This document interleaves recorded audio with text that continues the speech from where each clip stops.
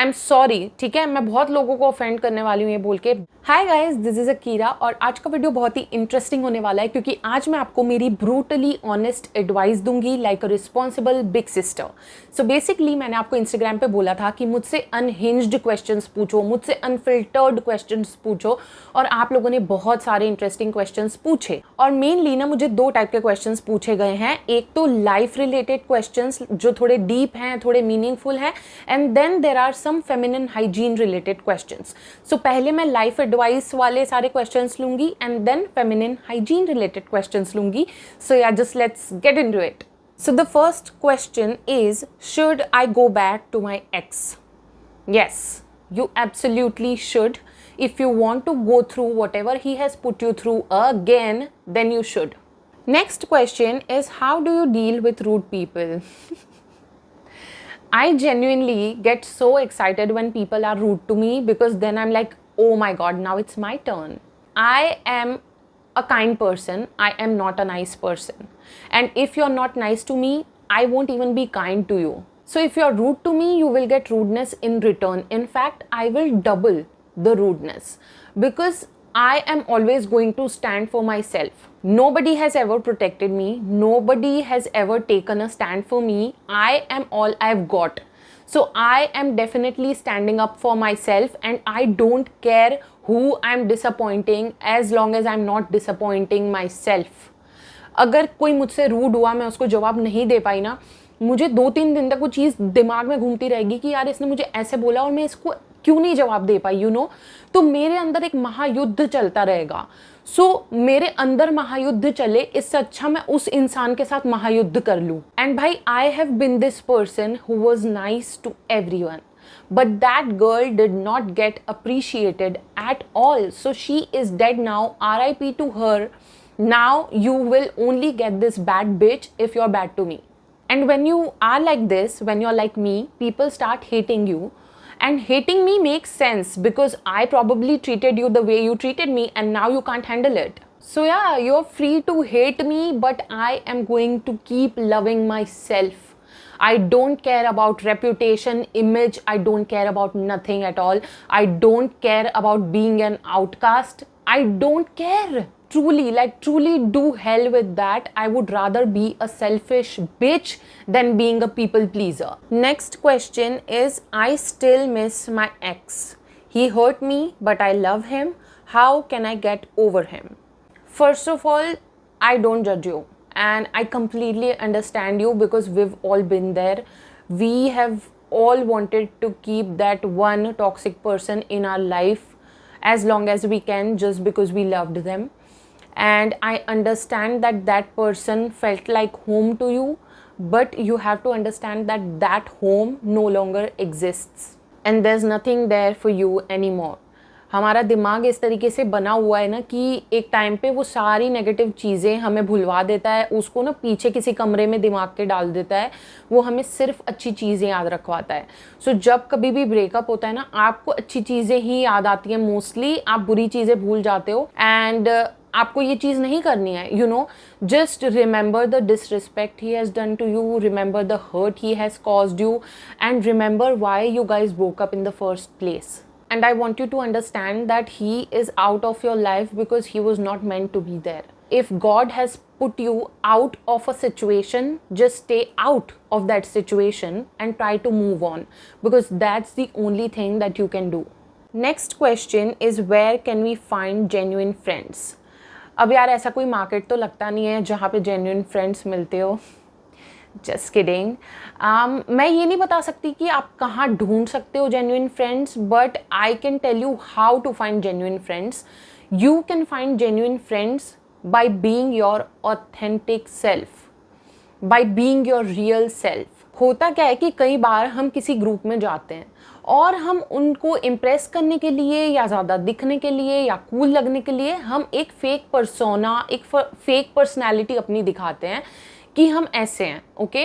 And that's the problem. You just have to be your self everywhere you go and then लोग आपका real रूप देख लेंगे, तो जो उस रियल रूप से कनेक्ट करेगा वो आपका दोस्त बन जाएगा और जो नहीं करेगा वो नहीं बनेगा. दोनों ही केस में फ़ायदा आपका है, बिकॉज जो भी लोग आपका रियल रूप, आपका ऑथेंटिक सेल्फ देख के आपके पास आएंगे ना, वो ज़्यादा टाइम तक आपके पास रहेंगे, वो आपको समझेंगे, आप उनके साथ एक स्ट्रॉन्ग डीप बॉन्ड बना पाओगे, आप में कंपैटिबिलिटी होगी, आपके बीच में ना एंजाइटी, कॉन्फ्लिक्ट्स, कन्फ्यूजन, मिसअंडरस्टैंडिंग्स ये बहुत कम होंगी, because they have already seen the true you and they admire the true you. जो दोस्तियाँ कंपैटिबिलिटी, जेन्युइननेस और म्यूचुअल रिस्पेक्ट के बेसिस पे बनती हैं, वो ही दोस्तियाँ टिकती हैं। Next question is, my friend is really jealous of me, should I leave her? If you are so certain that the girl is jealous of you, why do you have to keep her around? Like, why are you even asking me this question? Do you understand how dangerous jealousy is? तुमको पता भी नहीं है किस हद तक jealous लोग चले जाते हैं तुम्हारी ज़िंदगी बर्बाद करने के लिए।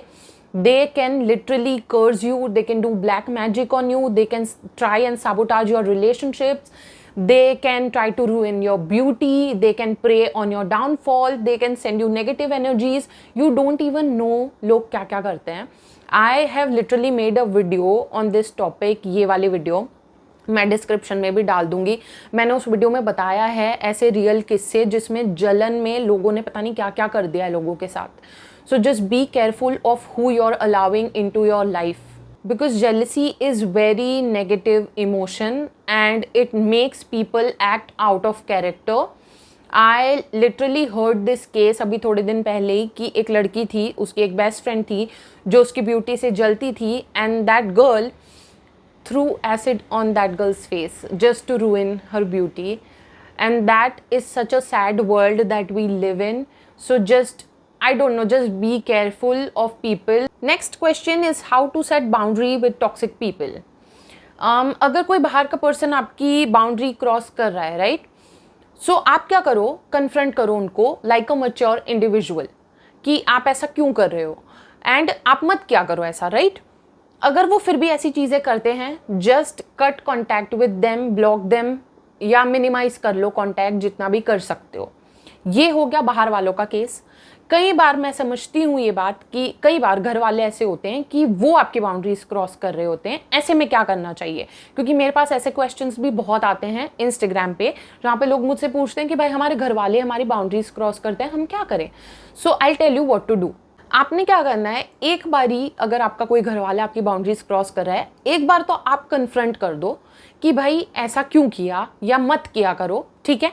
अगर उसके बाद भी वो कंटिन्यू करते हैं वो चीज़ करना, तो आपको ये समझ जाना है कि भाई इन पे कम्युनिकेशन का तो कोई असर नहीं हो रहा है और ये मेरी बाउंड्रीज को रिस्पेक्ट नहीं कर रहे हैं। उस केस में आपको क्या करना है, instead of your words establish boundaries through your actions. I will give you an example, wait. For example, आपके घर वाले आपकी प्राइवेट इन्फॉर्मेशन आपके रिश्तेदारों को बता देते हैं और आपको वो चीज़ नहीं पसंद, तो आपने क्या करना है, वो इन्फॉर्मेशन अपने पेरेंट्स से छुपानी है। जैसे फॉर एग्जाम्पल आपका अफेयर चल रहा है, बराबर, आपने नहीं बताया अपने पेरेंट्स को, पर उनको पता चल गया, और अगर वो आपसे पूछते हैं कि ऐसा क्यों किया तूने, हमें क्यों नहीं बताया इस बारे में, तो जस्ट बी लाइक कि आप हमेशा ढिंडोरा पीट देते हो मेरी चीज़ों का, इसलिए मैंने आपको नहीं बताया।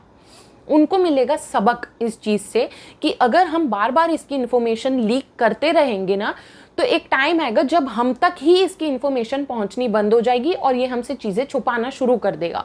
और कोई भी पेरेंट्स नहीं चाहता कि उससे उसका बच्चा चीज़ें छुपाए, तो they will try to be a better person और शायद वो लीक ना करे आपकी इन्फॉर्मेशन। मैं एक और एग्जाम्पल देती हूँ, मेरा खुद का एग्जाम्पल देती हूँ, ठीक है। मेरे साथ एक इशू है, इशू भी नहीं, मेरी ये बाउंड्री है कि अगर मैं बोल रही हूँ आप मेरी बात नहीं काटोगे, और ये चीज़ मेरे घर वाले नहीं समझते थे पहले बिल्कुल भी। मतलब मैं कुछ बोल रही हूँ, मेरी बात काट के वो अपनी बात शुरू कर देते थे, and it used to like anger me so much, it used to frustrate me so much.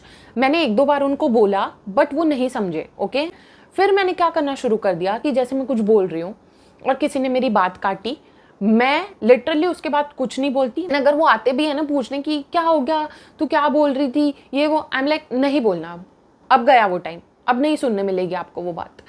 So you have to establish boundaries through actions, specially in the case of your parents and your family. Next question is, why do I feel empty when everything seems fine and why do I panic in every small situation? Panic का तो ये हो सकता है कि may be you have a lot of trauma, a lot of stress, और आपका जो नर्वस सिस्टम है वो डिसरेगुलेटेड है, इसीलिए आप छोटी छोटी चीज़ों पे पैनिक हो जाते हो, छोटी छोटी सिचुएशन से स्ट्रेस हो जाते हो.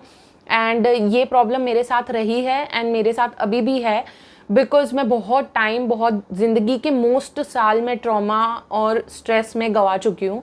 सो ये प्रॉब्लम है मेरे साथ भी. सो आई थिंक आपका भी ट्रॉमा या स्ट्रेस रिलेटेड इशू है. So maybe start meditating and stuff like that. YouTube पे बहुत सारी इन्फॉर्मेशन अवेलेबल है about how to regulate your nervous system. So maybe watch some videos and do some research. और जहाँ तक बात रही आपके एम्प्टी फील करने की, that might be depression, so get it checked out. It could be a vitamin D deficiency, so get that checked out. और ये रीज़न भी हो सकता है आपके एम्प्टी फील करने का, that you are not living your purpose. And it's okay, like कई बार हमें पता भी नहीं होता हमारा पर्पस क्या है.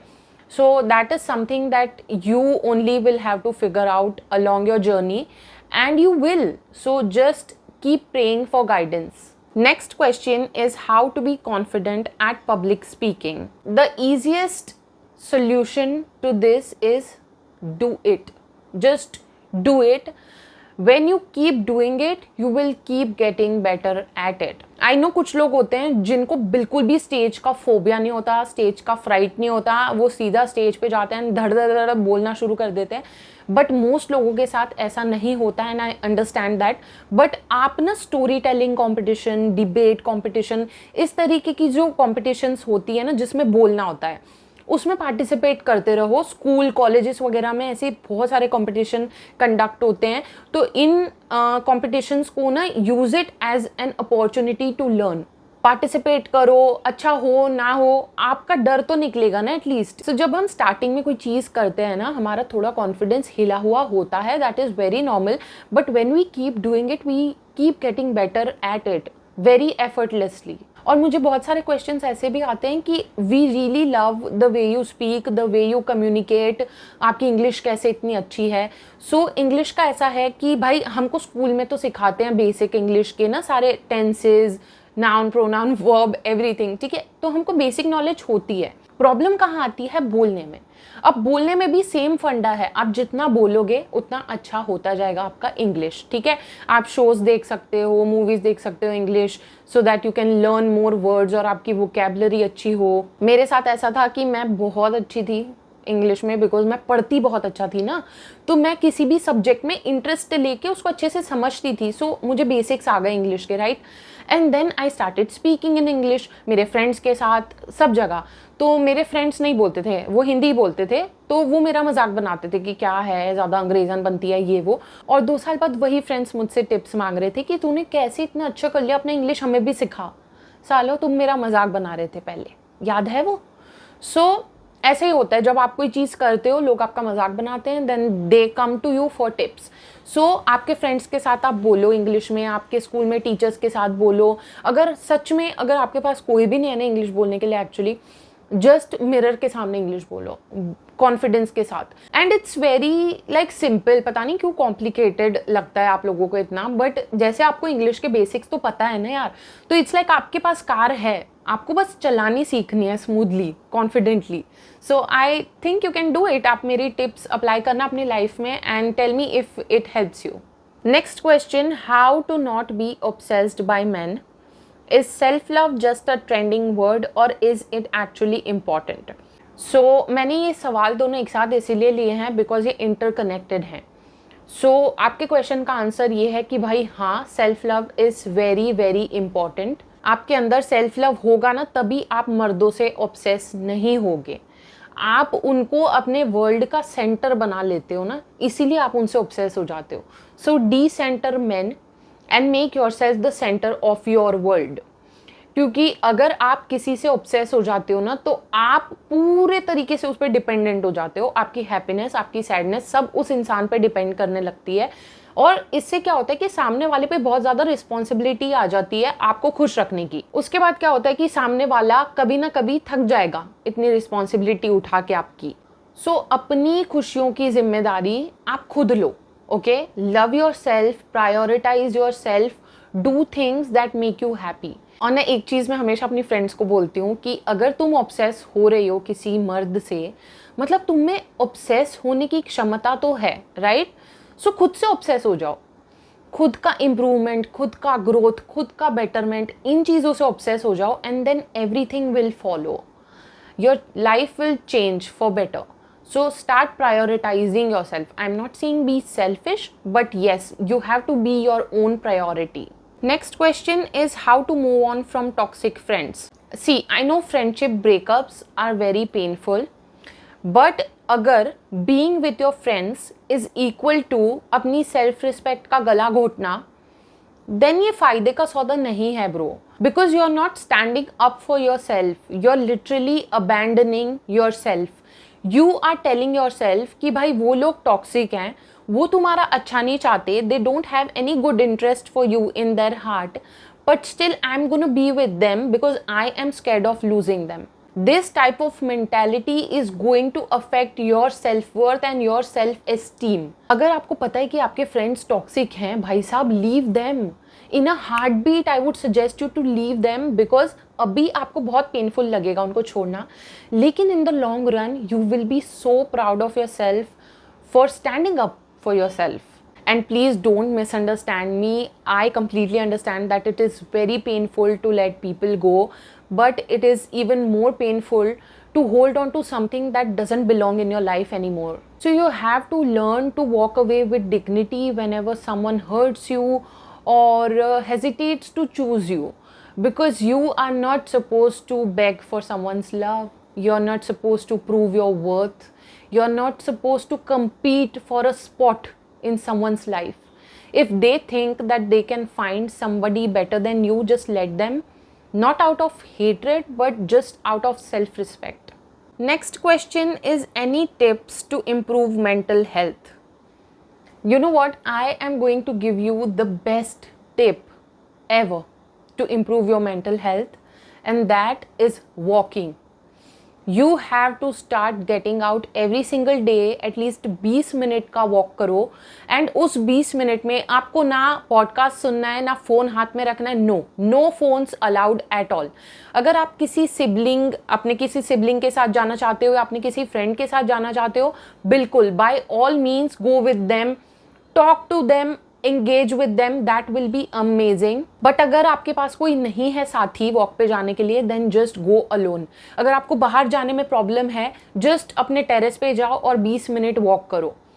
It is going to be so good, and बहुत सारी रिसर्च हुई है इस पे, and they have proved कि walking every day can keep your mental health in check. Also I would suggest you to take 20 minute का या 10 minute का at least sunlight every single day, because it helps with a lot.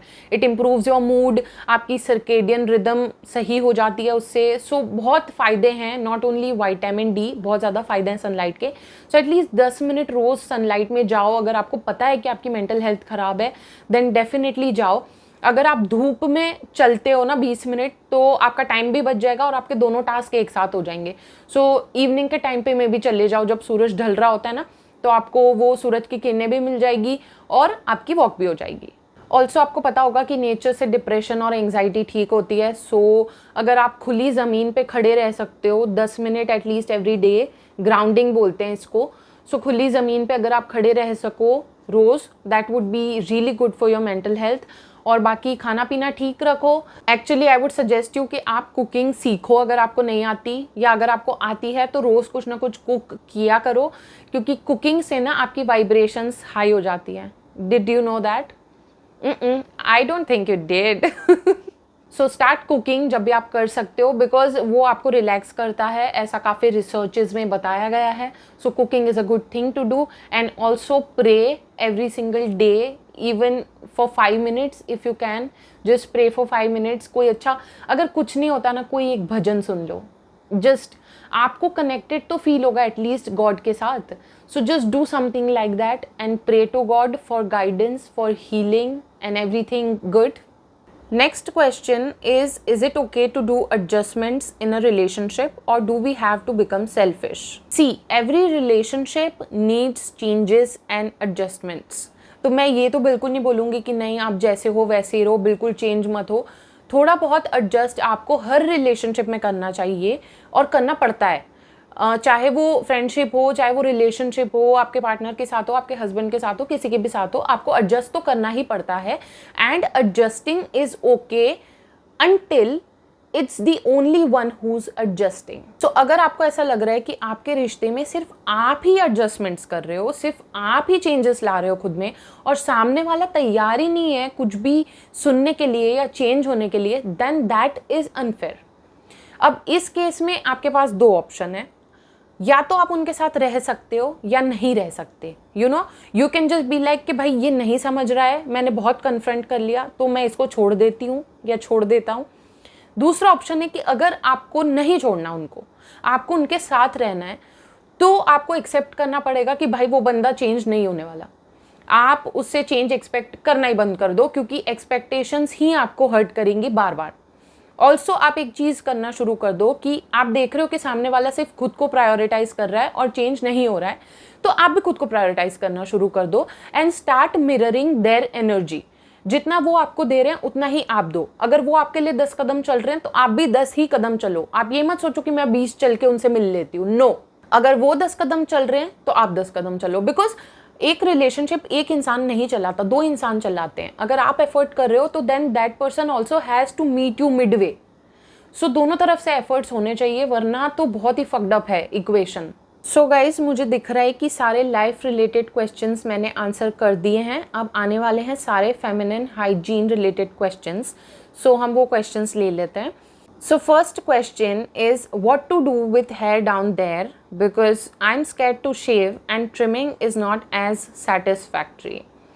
अगर आपको डर लग रहा है शेव करने से, then you should not shave. Okay, you should trim the hair as much as you can very carefully और उनको इतना छोटा कर दो कि वो आपको बॉदर ना करें until you get confident enough to shave। तब तक आप ट्रिम करो, बिकॉज आप बोल रहे हो कि आपको डर लग रहा है, राइट? एंड मैं नहीं चाहती कि आप डर डर में हड़बड़ाहट में कुछ ऐसा कर दो कि खुद को हर्ट कर लो, because that could be very painful. Okay, फिर जब आपको लगे कि अब मैं शेव कर सकती हूँ, अब मैं बड़ी हो गई हूँ या अब मुझे डर नहीं लग रहा उतना, तो जब आप शेविंग स्टार्ट करो ना, आप पूरा एरिया शेव करने की कोशिश पहली बार में नहीं करोगे। ओके, पहले आप ना बिकिनी एरिया को लो, जो ऊपर का पार्ट होता है, जो थोड़ा बड़ा होता है। Start shaving that. थोड़ा साइड साइड पे शेव करना पहले सीखो और शुरू करो। आपको इस टास्क से डर लग रहा है ना, तो इसकी तरफ आप बेबी स्टेप्स बढ़ाओ। सो ऐसे करके जब आप थोड़ा थोड़ा शेव करना शुरू कर दोगे ना, you will get comfortable with the process, you will get comfortable with the razor and everything. So एक टाइम आएगा जब आपको ऐसा लगेगा कि भाई हाँ, अब मैं कंफर्टेबल हो सकती हूँ, अब मैं अच्छे से पूरा एरिया शेव कर सकती हूँ, तब आप शेव करो। ओके, सो ये एक प्रोसेस है जिस पे ऐसे धीरे धीरे आप जाओ। डोंट स्टार्ट पहली बार में पूरा शेव कर देती हूँ, नहीं। ओके, एक और ऑप्शन है आपके पास कि आप जाके वैक्स करवा लो, बिकॉज वैक्सिंग ऑब्वियसली आपको मतलब ज़्यादा ग्रोथ भी नहीं आएगी जल्दी, और वैक्सिंग आप करवाओगे ना तो आपकी हेडेक पूरी ख़त्म हो जाएगी, वो बंद ही कर देगी वैक्सिंग। तो आपकी मेहनत कम हो गई, आपका डर भी नहीं कुछ। बट हाँ, मेक श्योर कि आप एक अच्छे प्रोफेशनल इंसान के यहाँ पे जाओ जो अच्छे से वो चीज़ को कर पाता हो। ठीक है, तो आपके ये ऑप्शंस हैं, ट्रिमिंग, शेविंग एंड वैक्सिंग। आप देख लो आपके हिसाब से, आपको जो भी अभी सूटेबल लगता हो आप वो कर सकते हो। Next question, is it necessary to shave your face? If yes, how? I would say no, it is not necessary. First of all, ये भाई ट्रेंड के चक्कर में सब अपना मुंह शेव करने लगे हैं। लोग कह रहे हैं कि इससे मेकअप एप्लीकेशन अच्छी हो जाती है। That's completely false. मेकअप ही लगने वाला है। It will never look like skin no matter what you do. So ये सोचकर कि भाई मेकअप मेरा एकदम फ्लॉलेस लगेगा, मैं शेव कर लेती हूँ, don't do that. Also I would से, आई एम सॉरी, ठीक है, मैं बहुत लोगों को ऑफेंड करने वाली हूँ ये बोल के, बट थिक हेयर ग्रोथ आती है। I just said it because I have felt it. और भाई आप ऐसे सोचो, स्मार्टली सोचो, अगर आप ऐसे पर्सन हो जिसको नहीं ज़रूरत है फेस शेविंग की, तो आपको वो एक और स्टेप अपने ग्रूमिंग रूटीन में क्यों ऐड करना है जब उसका कोई फ़ायदा ही नहीं है? So if you don't need it, do not do it. And if you are someone who needs it, then get it done professionally, dermaplaning करवाओ, खुद से चीज़ें मत करो। अगर आपने आड़ी तिरछी रेजरें घुमाई ना, आपकी ग्रोथ आगे पीछे, इनग्रोन हेयर, पता नहीं क्या क्या हो जाएगा। मुझे उन लोगों पे बहुत गुस्सा आता है जो कहते हैं अपना फेस शेव कर लो और करके भी दिखाते हैं अपना। भाई तुम क्यों किसी को बोल रहे हो अपना फेस शेव करने का? It works for you, that doesn't mean that it will work for everybody. उस चीज़ के रेपरकशंस भी सोचो भाई साहब। बहुत गलत लगता है देखो मुझे तो, and I am sorry but मेरी फ्रेंड ने किया था उसका फेस शेव एंड वो पछता रही है। ओके उसका हेयर ग्रोथ थिक हो गया है, जबकि पहले उसके हेयर बिल्कुल दिखते भी नहीं थे फेस पे, पर उसने भी इन सब की बातों में वो आ गई एंड उसने सोचा कि भाई मेरा मेकअप अच्छा लगेगा, मैं भी कर लेती हूँ फेस शेव, और उसकी थिक हेयर ग्रोथ आने लगी एंड वो इतना पछताती है ना। और ऊपर से अब उसको हर 1 हफ्ते 2 हफ्ते में शेव करना पड़ता है। वो एक्स्ट्रा काम उसने ऐड कर लिया अपनी ज़िंदगी में। So don't do it. मुझे पता है मैं बहुत सारे लोगों को ऑफेंड कर दूंगी ये बोल के, बट ये मेरा ओपिनियन है। मेरा ओपिनियन कुछ भी हो सकता है and I am entitled to my opinion. So मैं अपना ओपिनियन दे रही हूँ क्योंकि क्वेश्चन मुझसे किया गया है, राइट? सो इसमें कोई ऑफेंड मत हो जाना, मैं अपना एक्सपीरियंस बता रही हूँ जो मैंने देखा है, जो मैंने सुना है। Next question is, I always have a stain on my panties even after shower and it smells bad. अगर it smells bad then there is something wrong, so get it checked by a gynaec. I mean मेरे को पता है ये बहुत ज़्यादा heart wrenching sound करता है किसी गायनेक के पास जाना, बिकॉज मुझे ऐसा लगता है कि गायनेक्स जो हमारे यहाँ हैं इंडिया में, they should be like non judgemental, right? But they are judgemental and they are rude mostly. Specially जो बड़ी बूढ़ी आंटियाँ होती है ना डॉक्टर, वो सबसे ज़्यादा रूड होती हैं। सो मेक श्योर अगर आप किसी गायनेक के पास जा रहे हो ना, आप किसी जवान लड़की के पास जाओ, ठीक है? जो हमारी जनरेशन है ना, जो नई जनरेशन है, they are at least a bit sensitive, उनको एटलीस्ट बात करने का तरीका है। बिकॉज मेरे एक्सपीरियंसेस तो भाई नहीं ठीक रहे हैं जब भी मैं बूढ़ी डॉक्टरों के पास गई हूँ। So just go to someone who is young and who understands you, who knows how to talk respectfully, and ya just get it checked, you know. Gynaec के पास कोई प्रॉब्लम नहीं है, they will probably give you medicine और something and you will be good. So get it checked out. Next question is, what are some good alternatives for pad? Bro, I don't know. Pads work good for me. Tampons or menstrual cups and everything, इनका जो idea है, it sounds really scary to me. Like inserting something inside of me scares me a lot. So मेरे लिए तो pads work करते हैं. But I have heard कि जो period panties होती हैं, they are really good. और जिन भी लोगों को ऐसा लगता है ना कि उनका फ्लो बहुत ज़्यादा है और उनके स्टेन्स लग जाते हैं ब्लड के इधर उधर मैट्रेस वगैरह पे, आप लोगों को लेनी चाहिए period panty, specially for the night time use. Because हम रात को इधर उधर होते हैं, यू नो, तो बेडशीट ख़राब हो गई, कभी मैट्रेस ख़राब हो गई, ऐसा रिस्क रहता है। सो अगर आप ऐसे पर्सन हो, सो आप ट्राई कर सकते हो पीरियड पैंटी, बिकॉज मैंने सुना है कि उसमें ना स्टेनिंग का बिल्कुल इशू नहीं है and it works really good. Next question is how to deal with body pigmentation. First of all मुझे याद है कि ये क्वेश्चन ना एक बहुत छोटी बच्ची ने पूछा है मुझसे. She was looking really young. मुझे डीपी याद है अभी भी. मुझे ना आप लोगों के यूज़र नेम डीपी सब याद हो जाती है. सो या फर्स्ट ऑफ ऑल मुझे आपको बोलना है कि body pigmentation is normal. Okay. Secondly, ऐसे प्रोडक्ट्स जिनमें vitamin C, glycolic acid, lactic acid होता है, they work really well on body pigmentation. So try using some products like that. You can search it on Amazon and stuff. ऐसे products बहुत सारे आते हैं body pigmentation के लिए. I think wish care बनाता है, बहुत सारी ब्रांड्स बनाती है. सो अगर आप इनसिक्योर हो बॉडी पिगमेंटेशन को लेके, you can work on it, उसमें कुछ गलत नहीं है. Also lemon juice and aloe vera, ये 2 ऐसे नेचुरल इंग्रेडिएंट्स हैं जो वर्क करते हैं बॉडी पिगमेंटेशन पे. लेकिन be careful with lemon juice. कहीं इधर उधर मत लगा लेना जहाँ पे यू नो स्टिंग करे या बर्न करे. So use it wisely. I think this should work. You know, that's all I know about body pigmentation. So जो मुझे पता था मैंने आपको बता दिया. So guys, this is it. हो गए सारे questions ख़त्म. And I was पता है very skeptical कि मैं ये वीडियो बनाऊँ या ना बनाऊँ. बट ना आप लोग मुझे बहुत सारे सवाल पूछते हो, ठीक है? आप हमेशा मुझसे एडवाइस मांगते हो and I am so glad कि आप मुझे इस लायक समझते हो कि मैं आपको एडवाइस दूँ first of all. So I was like कि मैं अपनी बातें तो आके बताती हूँ, अपनी स्टोरीज तो आके बताती हूँ आप लोगों को, लेकिन I want to help you also. You know, I want to help you with my advice, ताकि आप अगर ऐसी किसी सिचुएशन में हो जहाँ पे आपको मेरी हेल्प चाहिए या किसी भी टॉपिक पे आप मुझसे और जानना चाहते हो, तो I want to be available to you and I really felt good filming this video for you guys today. तो अगर ना आपको इस टाइप के वीडियो पसंद है तो मैं ऐसे और वीडियोज़ बनाती रहूँगी, बिकॉज आई नो कि मैं एडवाइस एक पर्सन को दे रही हूँ बट बहुत सारे लोगों की हेल्प हो जाएगी उससे। एंड आप मुझे इंस्टाग्राम पे फॉलो कर लेना, बिकॉज इंस्टाग्राम पे ही मैं ये सारे क्वेश्चंस पूछती हूँ, राइट। सो अगर आपको भी कुछ पूछना हो तो आपसे वो मिस ना हो जाए मौका, तो आप मुझे फॉलो कर लेना इंस्टाग्राम पे भी। एंड मेरा इंस्टाग्राम है अकीरा कोटक 3। सो या you can follow me there. मेरे चैनल के अबाउट सेक्शन वगैरह में भी आपको कहीं तो मिल ही जाएगा मेरा Instagram. So yeah guys, this was it, this was the video. And आज ना मैं अपनी फ्रेंड के यहाँ गई थी और उसने मेरे लिए ब्रेड रोल बनाए थे एंड मैं बता रही थी इंस्टाग्राम पे लोगों को कि मेरी फ्रेंड मेरे लिए ब्रेड रोल बना रही है and they were so yum. I love bread roll, okay. फिर मैं उसके यहाँ से आई और मैंने ना मेकअप मेरा आधा लगा हुआ है पता है और आधा नहीं लगा हुआ है। मैंने बाल भी ऐसे बन बना के मैं बैठ गई। आज मेरे में ताकत ही नहीं थी ज़्यादा कुछ करने की, ठीक है। मेरा बस ये था कि मुझे फिल्म करना है and so I did, you know. So just let me know आपको कैसा लगा ये वीडियो, अच्छा लगा नहीं लगा, जो भी हो मुझे बताना। And I will meet you in my next one. Until then bye bye. I love you, I love you, I love you.